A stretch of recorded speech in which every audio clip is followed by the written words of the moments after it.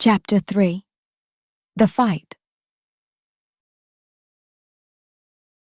Sunday, the aftermath. Sunday morning arrived gray and drizzling, as if the weather had decided to match Samone Harper's mood. She sat at her kitchen table in her cozy downtown apartment, nursing her second cup of coffee and staring at the stack of papers she was supposed to be grading. The festival evaluation forms swam before her eyes, filled with glowing praise for the event that had ended in such spectacular emotional wreckage. Best harvest festival ever! The entrance display was magical. Thank you for creating such a wonderful community experience. Our family loved every minute. Every positive comment felt like a tiny knife twist, reminding her of how perfect the day had been before she'd ruined it with her fear and panic. Before she'd hurt a precious 8-year-old who'd done nothing wrong except dream of a happy family. Her phone had been silent since yesterday evening. No texts from Damon, no calls, no angry voicemails demanding an explanation. Somehow his silence was worse than confrontation would have been. It felt final, like acceptance that she'd revealed her true nature, and he'd decided she wasn't worth fighting for. Maybe he was right. Maybe she was exactly what Marcus had said. She was too safe, too predictable, too scared of real intimacy to be worth the effort. The thought sent her to her laptop, where she found herself researching teaching positions in other districts. Charlotte had several openings for experienced elementary teachers. She could put Westbrooke Falls in her rearview mirror, start fresh somewhere else where she wouldn't have to face the disappointment in a little girl's eyes or the quiet judgment of a community that had watched her throw away something beautiful. But even as she bookmarked job listings, she couldn't bring herself to start an application. The idea of leaving Zahara mid-year, of abandoning her students during their most crucial developmental period, made her stomach turn. Whatever mess she'd made of her personal life, she was still a teacher. She still had responsibilities. Her phone buzzed with a text from Keisha Washington. "Girl, what happened yesterday? Sarah Chen said you looked like you'd seen a ghost during cleanup." Sami stared at the message, unsure how to respond. How did you explain that you'd run away from the best thing that had ever happened to you because an 8-year-old had articulated everything you'd been too terrified to want? She turned off her phone without answering. Monday morning, professional distance. Westbrooke Falls. Elementary felt different on Monday morning, as if the building itself was holding its breath. Sami arrived early, as always, but instead of her usual enthusiastic preparation, she moved through her routine like an automaton. Bulletin boards that needed updating, lesson plans that required tweaking, parent emails that demanded responses. All of it felt hollow and mechanical. When Zahara walked into her classroom at 8:10, clutching her backpack and avoiding eye contact, Sami felt her heart crack down the middle. "Good morning, Zahara," she said, forcing brightness into her voice. "Did you have a nice weekend?" The little girl nodded silently and took her seat, pulling out her homework folder with none of her usual enthusiasm for sharing weekend adventures. Her turkey from the festival was nowhere to be seen, and Sami wondered with a pang if it had been thrown away or if Zahara had hidden it somewhere private where its hopeful message couldn't hurt anymore. Throughout the morning, Sami caught herself watching Zahara with the kind of desperate attention she usually reserved for students who were struggling academically. But Zahara wasn't struggling with her schoolwork. She was participating, completing assignments, raising her hand when appropriate. She was simply doing it all with a careful politeness that felt like a wall between them. During art time, when Zahara had always been most animated, she chose muted colors and simple shapes, creating nothing like the vibrant, confident work she'd been producing all semester. When Sami knelt beside her desk to offer encouragement, Zahara looked up with eyes that seemed older than 8. "It's fine, Miss Harper," she said quietly. "I'm just making regular art today." The words hit Sami like a physical blow. Regular art. Not the magical, feeling-filled creations that had been Zahara's signature, but careful, contained, safe work that revealed nothing of her inner world. I did this, Sami thought, watching Zahara color inside the lines with mechanical precision. I taught her to be afraid of dreaming too big. At lunch, she found herself standing by the window that overlooked the school garden, remembering Saturday afternoon's kiss and the way Damon had made her feel like she was brave enough for anything. The memory felt like it belonged to someone else, someone bolder and more hopeful than the woman who'd spent Sunday researching escape routes. "You look like you lost your best friend." Sami turned to find Keisha Washington in the doorway, her expression a mixture of concern and no-nonsense determination that reminded Sami why she'd been grateful to find a friend in this small town. "Just tired," Sami said, which wasn't exactly a lie. "Mm-hmm." Keisha stepped into the classroom and closed the door behind her. "And I'm the Queen of England." "Sami, what happened at the festival? One minute you and Damon Jefferson were looking at each other like you'd discovered fire, and the next minute you were running around like someone set your hair on fire." "Nothing happened. We finished our volunteer commitment, that's all." "Girl, please."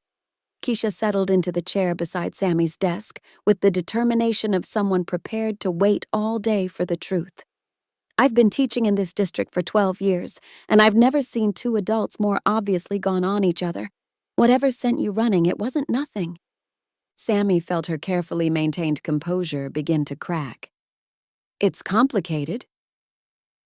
"Most good things are." "Zahara asked if I was going to marry her father." Keisha's eyebrows rose. "And that scared you? Why exactly?" "Because we'd shared one kiss, Keisha." "One. And suddenly, this 8-year-old is planning our wedding and talking about calling me Mama Sami and—" Sami stopped, recognizing how awful she sounded. She's been through enough disappointment. She doesn't need to get attached to someone who might not stick around. "Who says you might not stick around?" "I do." I said it, right there in front of both of them. The confession came out in a rush. "I panicked, and I ran, and I hurt that precious little girl because I was terrified of being hurt myself." Keisha was quiet for a long moment, studying Sami with the kind of attention she usually reserved for students who were struggling with difficult concepts. "Can I tell you something?" she said finally. "My husband and I met at a church barbecue. His daughter from his first marriage was 7 at the time, real shy, didn't talk much, especially to new people.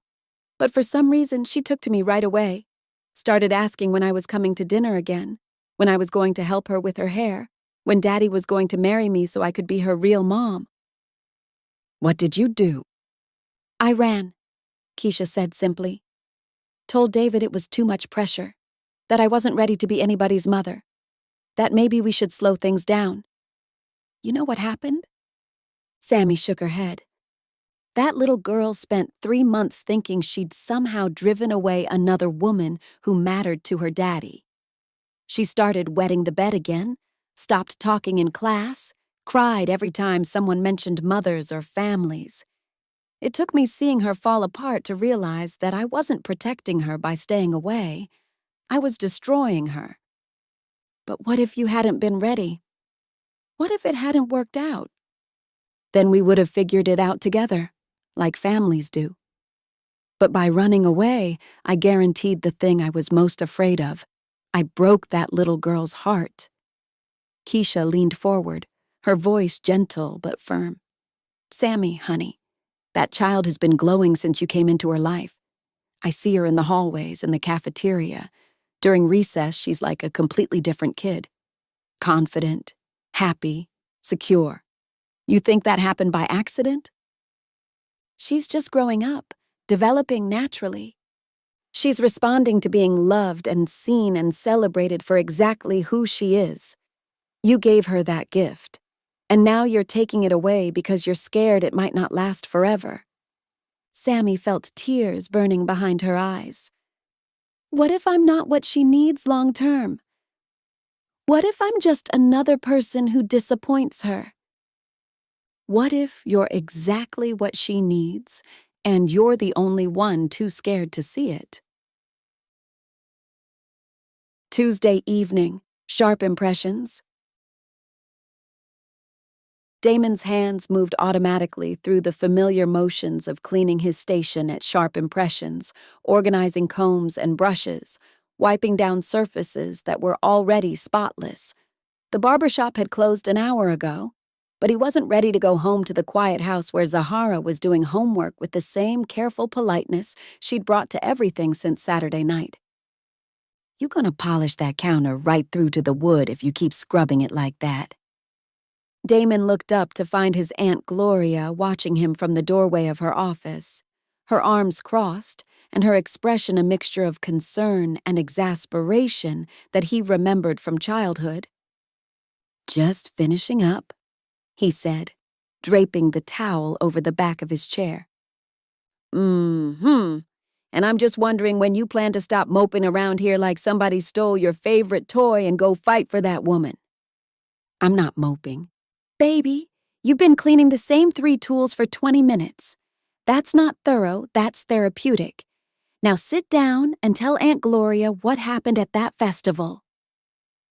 Damon sank into his barber chair, suddenly feeling every one of his 34 years. She got scared and ran. End of story. That's the middle of the story at best. What scared her? "Zahara asked if I was going to marry her." Gloria's face softened with understanding. And Miss Harper took that to mean the child was getting too attached too fast. Something like that. She started talking about professional boundaries and maintaining appropriate distance, and how some people weren't meant for the kind of life Zahara was imagining. Lord have mercy. Gloria settled into the chair beside him, her voice taking on the tone she used when dispensing wisdom that brooked no argument. "That woman's been hurt bad, hasn't she? Her fiancé cheated on her with her best friend, called her boring and predictable right to her face." "Fool," Gloria muttered. "Any man who can't see the treasure in a woman who creates safe spaces for children to grow and thrive has got rocks for brains. But that explains why she ran when things got real. Does it matter why? She made her choice." Did she, though? Gloria fixed him with the look that had made him confess to broken windows and stolen cookies when he was 10. Or did she make a scared choice, a hurt choice, a choice based on old wounds instead of present possibilities? Damon was quiet for a moment, thinking about the way Sami had looked in the garden on Saturday, radiant and hopeful, and brave enough to choose love despite her fears. Then he thought about the careful politeness in her voice when she'd seen them at the festival cleanup, the way she'd stepped back from his touch like it burned. "I don't know how to fight for someone who doesn't want to be fought for." "Oh, honey." Gloria's voice was full of maternal affection. "She wants to be fought for.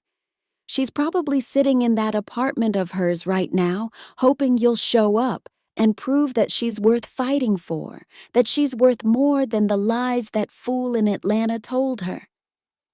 "You think?" "I know. I've been watching that woman since she came to town, and I've been watching you since you came back home. Neither of you has been truly happy until you found each other. That kind of connection doesn't just disappear because somebody gets scared." Damon thought about Zahara, quiet and careful since Saturday night, her artwork lacking the joy and confidence that had been growing all semester.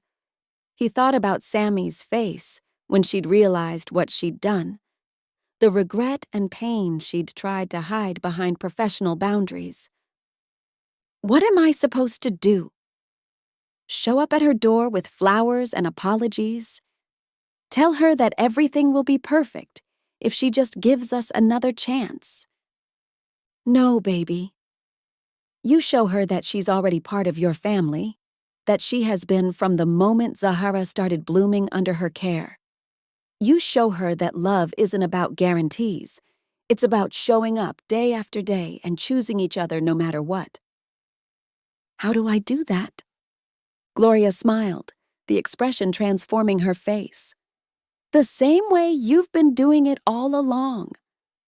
Through that precious little girl who sees right through adult foolishness to the heart of what matters. Wednesday, realizations. Sami stood in her classroom Wednesday morning, staring at the empty easel where Zahara's latest masterpiece should have been displayed. For the first time since the school year started, Zahara Jefferson had not completed her weekly art assignment. The realization hit her like a physical blow. This confident, creative child who had been flourishing under her care was disappearing back into the quiet, careful shell she'd inhabited at the beginning of the year. And it was Sami's fault. She thought about Keisha's story, about the damage that could be done when adults let fear drive their choices. She thought about her own childhood, about teachers who had seen her potential and nurtured it, about the difference it made when someone believed in you enough to fight for your happiness. When had she become the kind of adult who let fear hurt a child? During lunch, instead of avoiding the garden as she had for the past 3 days, Sami found herself walking toward the space where everything had changed. The late October air was crisp with the promise of winter, and many of the flowers had finished blooming, but the pumpkins were still bright orange among the brown vines. She sat on the bench where Damon had kissed her, where she'd felt brave enough to choose love over safety, and finally let herself remember what it had felt like to be seen as extraordinary instead of merely adequate. Your stability isn't a flaw, Sami. It's a gift. You don't make me feel alive in spite of your stability. You make me feel alive because of it. I choose you, Samone Harper. The words echoed in her memory, carrying the weight of absolute conviction. Damon hadn't been settling for her because she was safe. He'd been choosing her because of all the things that made her herself, including the qualities Marcus had seen as limitations. For 2 years, she'd believed that being reliable and nurturing and steady made her boring. But what if those weren't flaws to overcome? What if they were gifts to celebrate? Zahara certainly hadn't found her boring. Zahara had flourished under her care, had grown confident and joyful and secure. The child hadn't been asking for guarantees when she'd innocently suggested marriage. She'd been recognizing what the adults were too scared to acknowledge. They fit together. They made each other better. They were already a family in all the ways that mattered. And Sami had thrown it all away because she was afraid of not being enough. But what if she was enough? What if she'd always been enough, and Marcus had been the one with the problem? What if Damon was right, and love wasn't about finding someone who completed you, but about finding someone who celebrated the person you already were? Her phone buzzed with a text from her principal. Parent-teacher conferences next week.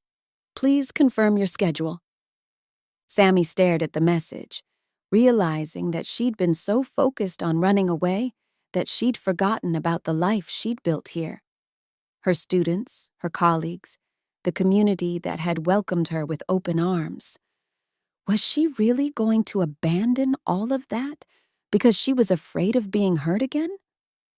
More importantly, was she going to let her fear hurt Zahara any more than it already had? For the first time since Saturday night, Sami felt a spark of the woman who had moved to a new town to start over, who had thrown herself into creating magic in her classroom, who had been brave enough to climb a ladder and fall into love. She pulled out her phone and opened a new text message, then hesitated. What could she say that would undo the damage she'd done? How could she prove that she was ready to fight for what they'd found? She closed the message without sending it. Some things were too important for words. Some apologies required more than text messages. Some fights were worth showing up for in person. Thursday evening, the grand gesture. Sami was grading spelling tests at her kitchen table, fighting the urge to check job listings again when a soft knock came at her apartment door. She glanced at the clock 7:30 on a Thursday evening, which wasn't exactly prime visiting hours. Through the peephole, she could see the top of a small head with carefully styled curls, and her heart stopped. She opened the door to find Zahara Jefferson standing in the hallway, holding a large manila envelope against her chest like a shield. Behind her, Damon waited at the top of the stairs, close enough to supervise, but far enough away to give his daughter space to handle this herself. "Hello, Miss Harper," Zahara said, with the careful politeness that had broken Sami's heart all week. "I brought you something." "Zahara, sweetheart." Sami knelt down to the child's eye level, fighting tears at seeing her up close. "What are you doing here?" "It's a school night." "Daddy said sometimes grown-ups need help remembering what's important," Zahara said seriously. "And I made something that might help you remember." She held out the envelope, and Sami accepted it with shaking hands. "Can I open it?" Zahara nodded, then surprised Sami by stepping closer instead of maintaining her recent careful distance. "I worked really hard on it. Daddy helped with the words, but all the pictures are mine." Sami opened the envelope and pulled out what appeared to be a handmade book, construction paper pages bound together with yarn and decorated with Zahara's distinctive artistic style. The cover read, "Our Family," in careful 8-year-old lettering, surrounded by drawings of autumn leaves. She opened to the first page and felt her breath catch. The drawing showed 3 figures standing in front of Westbrooke Falls Elementary: a tall man, a woman with natural hair pulled back in a bun, and a small girl between them. All 3 were smiling, their hands connected, surrounded by happy pumpkins and dancing leaves that had become Zahara's signature style. "This is us at the festival," Zahara explained, pointing to each figure. "Before you got scared." Sami turned the page, finding another drawing, this one showing the same 3 figures in what appeared to be a living room, the adults on a couch while the child sat on the floor surrounded by art supplies. "This is us doing art time at home," Zahara said. "You're helping me with my watercolors, and Daddy's making us hot chocolate." Page after page revealed Zahara's vision of their life together, making breakfast in a sunny kitchen, walking through downtown Westbrooke Falls, decorating a Christmas tree, reading bedtime stories. Each scene was filled with the kind of joy and warmth that only a child's imagination could conjure, free from adult fears and complications. But it was the last page that broke Sami completely. The drawing showed the same 3 figures, but this time they were surrounded by other people: Gloria Jefferson with her knowing smile, Keisha Washington and her family, Sarah Chen from the festival, various students and parents from the school community. At the bottom, in Zahara's careful writing, were the words, "This is our family. Everyone who loves us." "I wanted to show you," Zahara said softly, "that families aren't just people who live in the same house. Families are people who take care of each other and make each other happy, and don't give up when things get hard." Tears spilled down Sami's cheeks as she looked at this precious child who had somehow understood what the adults had missed. Family wasn't about guarantees or perfect timing or having all the answers. Family was about choosing to love and be loved, about showing up for each other, about creating something beautiful together despite the risk that it might not last forever. "Zahara," she whispered, "I'm so sorry. I'm sorry I got scared. And I'm sorry I hurt your feelings, and I'm sorry I made you think you did something wrong." "I wasn't wrong, though, was I?" Zahara asked with 8-year-old directness. "You and Daddy do love each other." Sami looked up to find Damon watching from the stairway, his expression cautiously hopeful. Their eyes met over his daughter's head, and she saw forgiveness there, and patience, and the kind of steady strength that had made her brave enough to fall in love in the first place. "Yeah, sweetheart," she said, never breaking eye contact with Damon. "We do love each other. And you love me too, right? Even though I asked about you marrying Daddy when maybe I wasn't supposed to?" "Oh, baby girl." Sami pulled Zahara into her arms, breathing in the scent of coconut oil and childhood sweetness that had become so dear to her. "I love you so much. And you didn't do anything wrong by dreaming about us being a family. Sometimes dreams are the most important things we have." "So you're not going to move away and teach at a different school?" The question made Sami's stomach drop. "How did you know about that?" "Mrs. Washington heard you talking to someone on the phone about jobs in Charlotte. She told Mrs. Chen, and Mrs. Chen told Daddy when she brought him coffee today." Of course. Small towns didn't keep secrets very well, especially when those secrets involved beloved teachers considering abandoning their posts mid-year. "I'm not moving away," Sami said firmly, the decision crystallizing as she spoke. "This is my home. You're my family. I'm not going anywhere." Zahara pulled back to look at her, hope blooming in her dark eyes. "Promise?" "I promise. No more running away when things get scary. No more letting fear make my decisions for me." "Good," Zahara said with satisfaction, "because Daddy's been really sad without you, and I missed having someone who understands my art, and Gloria says you're the best thing that's happened to our family since I was born." "Gloria said that?" "She says a lot of things, but she also says that love is like art. You have to be brave enough to put your whole heart into it, even if you're not sure how it's going to turn out." Sami looked at this wise, wonderful child who had somehow managed to heal what her fear had broken, then up at the man who had been patient enough to let his daughter fight for their happiness. "She's right," Sami said, "about love and art and putting your whole heart into things that matter." Damon stepped forward then, close enough that she could see the relief and hope and love in his expression. "Does this mean you're ready to stop fighting what we have?" he asked softly. "It means I'm ready to start fighting for it instead," she said, and meant it with every fiber of her being.